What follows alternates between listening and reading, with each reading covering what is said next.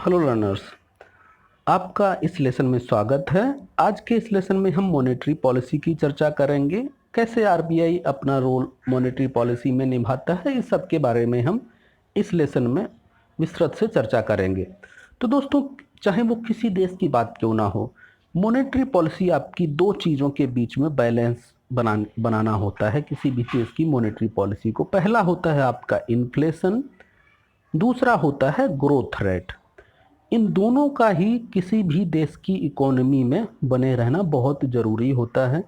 इन दोनों को बैलेंस करते हुए ही, अगर मैं भारत की बात करूं तो गवर्नमेंट ऑफ इंडिया और आरबीआई मॉनेटरी पॉलिसी कमेटी के जरिए देश की मॉनेटरी पॉलिसी को निर्धारित करते हैं। अगर मैं मॉनेटरी पॉलिसी की बात करूं तो चाहे वो इंटरेस्ट रेट की बात हो, या फिर मनी सप्लाई की बात हो, या फिर क्रेडिट अवेलेबिलिटी, ये सारी चीज़ों के संबंध में आरबीआई जो पॉलिसी बनाती है उसको मॉनेटरी पॉलिसी कहा जाता है। जैसा कि मैंने पहले भी कहा है, आरबीआई की जो मॉनेटरी पॉलिसी होती है उसका प्रमुख एम इन्फ्लेशन को कंट्रोल करना होता है। हमारे देश में इन्फ्लेशन का जो टारगेट है 4 ± 2 के बैंड में है। We have range of 4, it can be either 2, between 2 and 6।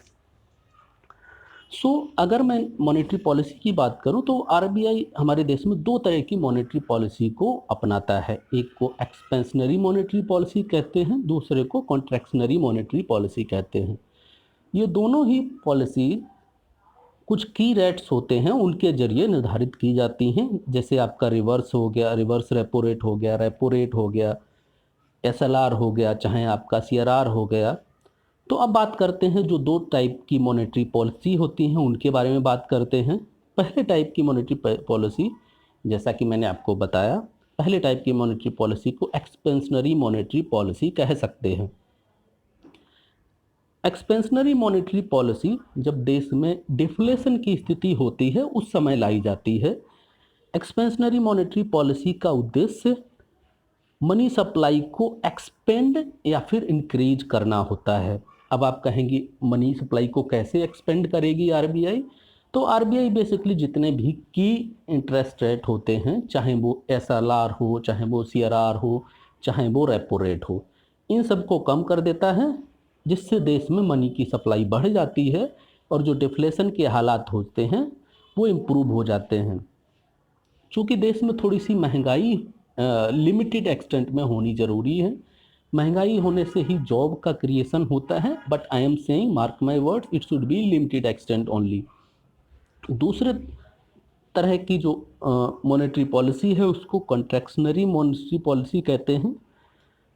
ये वाली मॉनेटरी पॉलिसी आरबीआई उस स्थिति में लाती है जब देश में महंगाई की स्थिति होती है। तो कॉन्ट्रैक्शनरी मॉनेटरी पॉलिसी का उद्देश्य इकोनॉमी में मनी सप्लाई को डिक्रीज करना होता है। मनी में अगर आरबीआई अगर देश में या देश की इकोनॉमी में मनी सप्लाई को डिक्रीज करना चाहे तो वो जो भी की रेट्स हैं उनको इंक्रीज कर देगी। दोस्तों, ये तो बात हो गई दो टाइप की मॉनेटरी पॉलिसी, जो मॉनेटरी पॉलिसी होती है उनकी।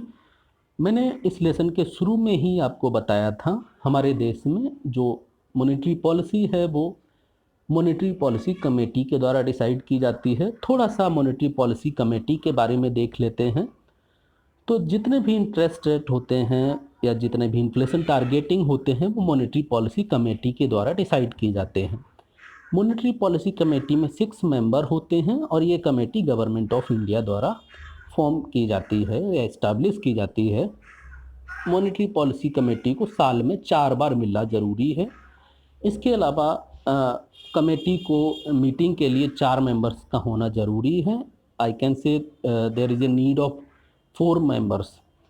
सो लाइक इन केस अगर टाई वाला मामला है, इक्वलिटी ऑफ वोट का केस है, तो आरबीआई के गवर्नर के पास सेकंड और कास्टिंग वोट का अधिकार होता है। तो दोस्तों, आज के लेसन में हमने मॉनेटरी पॉलिसी और आरबीआई का रोल मॉनेटरी पॉलिसी में पढ़ा, साथ ही साथ गवर्नमेंट कैसे मॉनेटरी पॉलिसी में सहायता करती है उसको पढ़ा।